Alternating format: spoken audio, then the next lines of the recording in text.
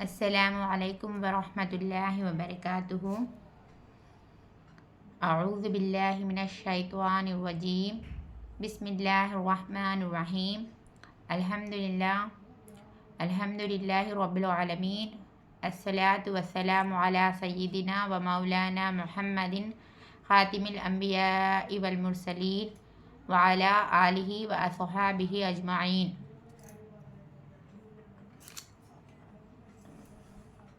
آج میں آپ لوگوں کو دعا کی فضیلت و اہمیت کے بارے میں بتاؤں گی۔ آج کا ہمارا عنوان ہے دعا کی اہمیت و فضیلت۔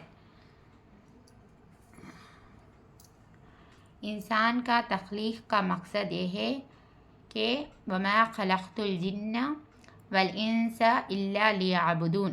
اللہ تعالیٰ نے فرمایا کہ ہم نے انسانوں اور جناتوں کو اس لیے پیدا فرمایا کہ وہ میری عبادت کرے، یعنی اللہ تعالیٰ نے ہم تمام انسانوں کو اور جناتوں کو اللہ کی عبادت کرنے کے لیے پیدا فرمائے۔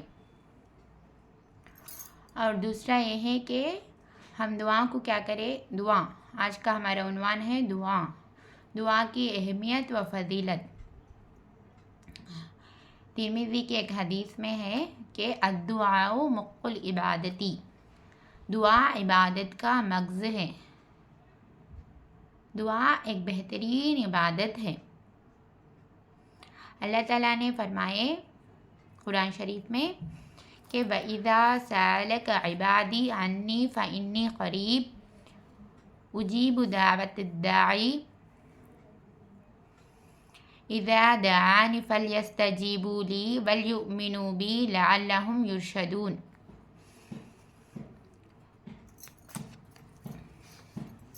یہ سورہ بقرہ کی 186 آیت ہے، سورہ بقرہ کی۔ اللہ تعالیٰ نے فرماتے ہیں کہ جب میرے بندے میرے بارے میں آپ سے سوال کرے تو آپ کہہ دیجئے میں بہت قریب ہوں، پکارنے والی کی پکار کو سنتا ہوں اور دعا کو قبول کرتا ہوں۔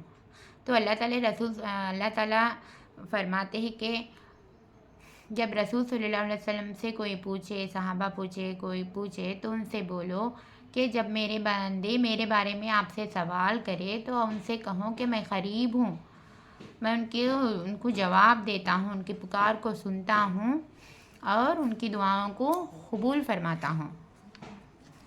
ہم کو چاہے کہ ہم اللہ تعالیٰ سے دعا کرنا چاہیے۔ اللہ تعالیٰ ہمارے شہرک سے بھی قریب ہے۔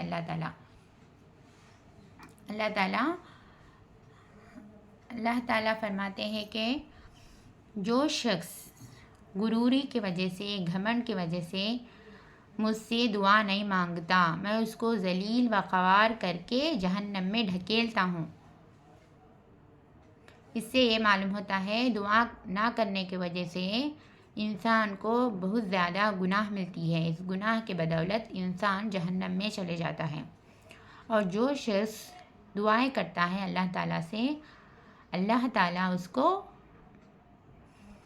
نیکیاں عطا فرماتے ہیں، کامیابی عطا فرماتے ہیں، جنت میں داخل فرماتے ہیں۔ دعا ایک بہترین عبادت ہے، افضل ترین ایک عبادت ہے۔ دعا ایک کوشش بھی ہے جس کی وجہ سے ہم اپنی کوشش میں کامیاب ہو جاتے ہیں۔ جس طریقے سے ہم اپنے ضرورتیں، اپنے حاجتیں، اپنے ضرورتیں پورے کرنے کے لیے اللہ تعالیٰ سے دعائیں مانگتے ہیں تو اللہ تعالیٰ ہماری دعا کو قبول فرماتے ہیں۔ تو ہماری کوشش قبول ہوئی جس کی وجہ سے ہم خوش ہو جاتے، ہماری ضرورتیں پورے ہو جاتے۔ لیکن جب دعا قبول نہیں ہوئی، اللہ تعالیٰ نے ہماری دعاؤں کو قبول نہیں فرمائے تو ہماری کوشش ناکام ہو جاتی، ہماری دعا قبول نہیں ہوتی۔ اس طریقے سے دعا ایک کوشش بھی ہے۔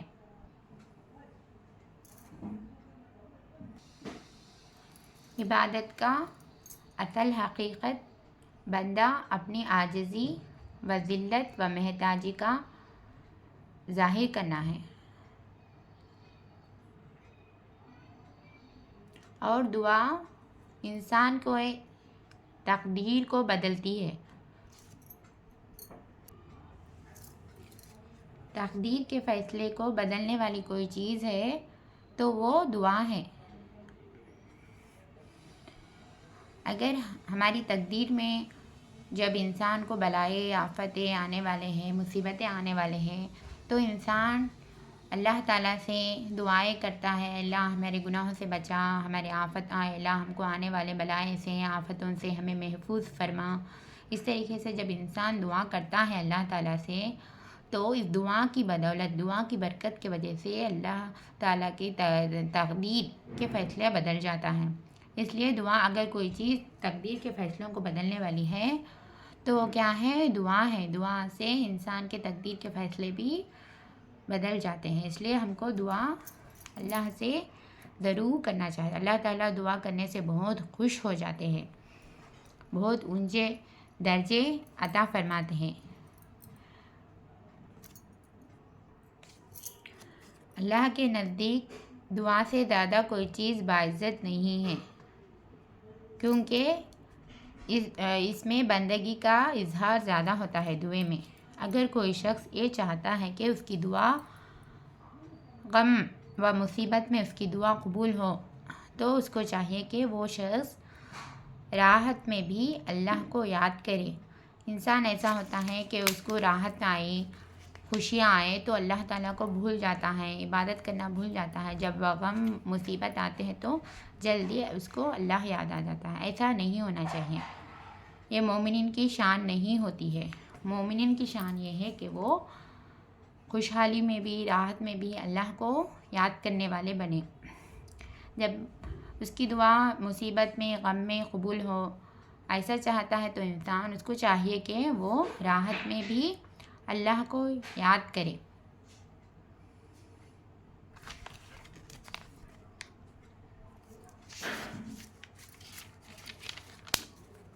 اب میں آپ لوگوں کو دعا کی قبولیت کے اوقات بتاتی ہوں۔ دعا کن اوقات میں قبول ہوتے ہیں یہ بتاتی ہوں میں آپ لوگوں کو۔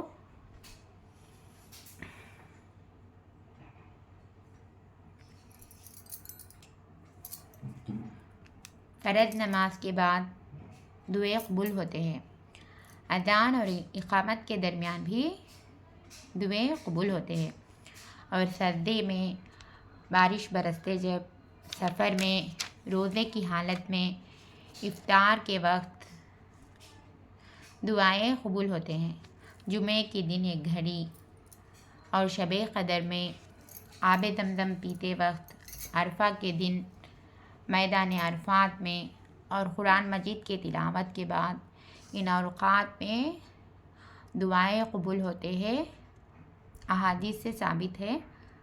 اس لیے ہمیں چاہیے کہ ہم قرآن مجید پڑھنے کے بعد اور بارش برستے جب اور ان تمام اوقات میں بتائی ہوں، اور خاص طور پر روزے میں سے تہجد کے وقت، جو سحری میں ہم اٹھتے ہیں تہجد کے وقت، اور افطار کے بعد دعائیں قبول ہوتے ہیں۔ روزے کی حالت میں بھی دعائیں قبول ہوتے ہیں۔ ہم زیادہ سے زیادہ ان اوقات میں دعائیں کرنا چاہیے۔